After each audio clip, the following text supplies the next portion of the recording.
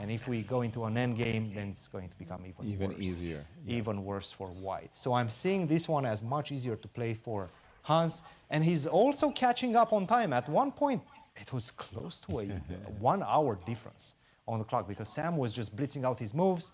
Hans was down to his last 35 minutes. Sam with 1 hour and 27 minutes. He was just like dominating. But right now, Hans is fully back in this game. We have a fight on our hands, and how important is this for the standings, guys? Maybe we should take a look at the standings right now because Well, whoever wins this game is putting pressure on. I wonder as huge well pressure. as Fabi. And I'm going to call it, this has to be a decisive game. After that decapitation, this has to remain a clash that stays decisive. Well, there we have it. Sam and Hans are both hoping that Sam Shanklin will derail Fabiano's grip on the title. Yeah, so there is a chance for playoff. Oh, yes. Let's jump to the game of Fabi and Sam Shanklin because it's getting more and more crucial. When we've left it, we saw the move Rook H5, Bishop F4. I'm having a problem channeling my inner Fabi, trying to understand King H1, Bishop G5, Bishop F4, how all of those moves fit together like a chain, one after another. I don't see it. Sam played Knight E5, a decent move, absolutely nothing was wrong with that move. I had prefaced it with G4 because I kind of wanted to pick up a tempo so I could go G5, G4. That was not in Sam's playbook. He played Knight E5 at once. It's funny, but Bishop takes E5, yes, I could recapture with the rook. I like recapturing with the pawn. I love these double pawns, actually. They're so strong because they just don't allow your white knights, the opponent's knights, to do anything in the center. Exactly. I would have thought, in fact, that the move Bishop takes E5, I'd call that a strategical blunder. I would not want, as white, to give up that bishop. So he did not. After moving Knight E5, he dropped back with the queen.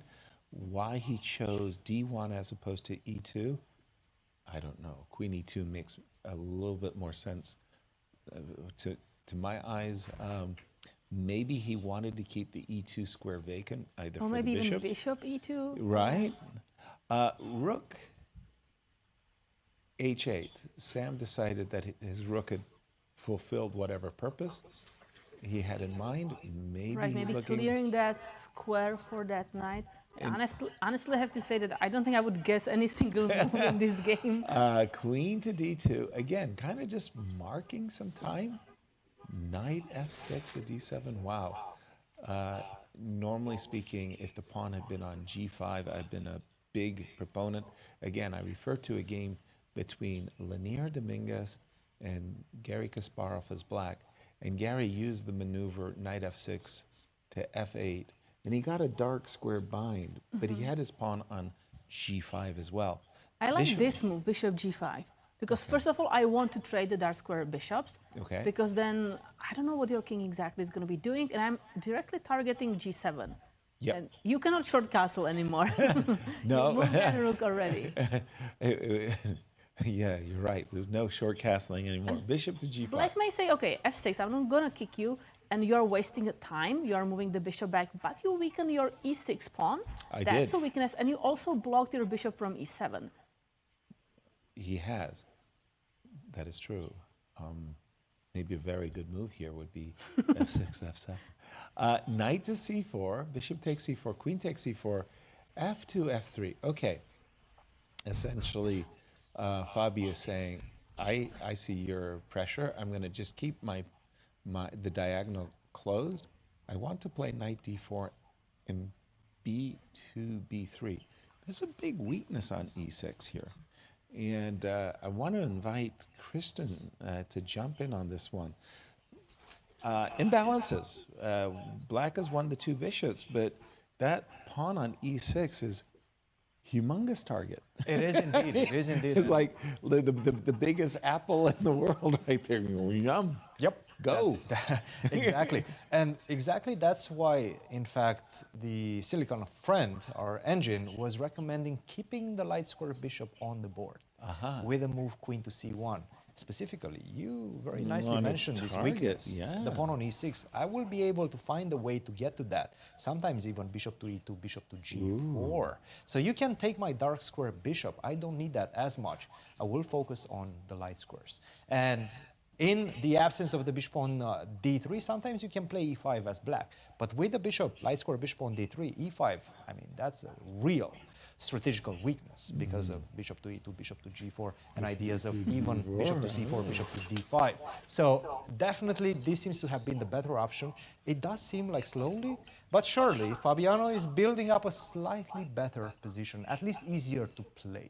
The engine is saying that already this is half a point advantage, but I wouldn't trust it too much. You still have to find the plan in the position. I'm seeing some recommendations, rook a1, get the other rook to d1, and then look at ideas to break on the other side with a5. But you have to be very careful. Against the two bishops can become very powerful. I like this move f3 because you're just saying to this bishop on b7, there's nothing active going on this line. I don't want to play f4. Maybe I will play it later on to be able to break in the center either with f5 or e5.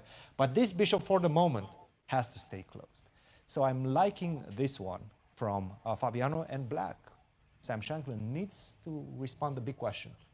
Where do you put the king? Yeah, is he going to go king f7 to defend e6? Probably. I don't think we have... Okay, so we do have a move. Rook to c8 was played and queen to f2 by Fabiano, asking a very pertinent question. I want to munch on that pawn on b6. Guess what? If you're losing this pawn on b6, not only that you're losing a pawn, but you're also giving me access to the a5 square. And that might be a problem. That's why I think he just played the move queen to c7. I'm not considering giving you that pawn at the expense of the bishop. So he played queen to c7. Christian, was there a problem if instead of queen c7 I played knight c5? Are you trapping my queen somehow? No, not yet, but it does look dangerous. I'm not gonna lie. I'm looking at the queen on c4. I see knight to d2. I get it. You still have queen to b4, but I would not go for it. Knight to d4 seems to be a very good move in this one. And then I will prepare for that queen trap. For example, king f7, maybe I can go bishop to d2. b3 is a big threat. Don't leave the queen on c4 unattended like this. So I can never capture the pawn on a4. Okay. At least not from a practical perspective. Like objectively, maybe it's still good, but from a practical perspective, not so good. Let's see what happened in this one.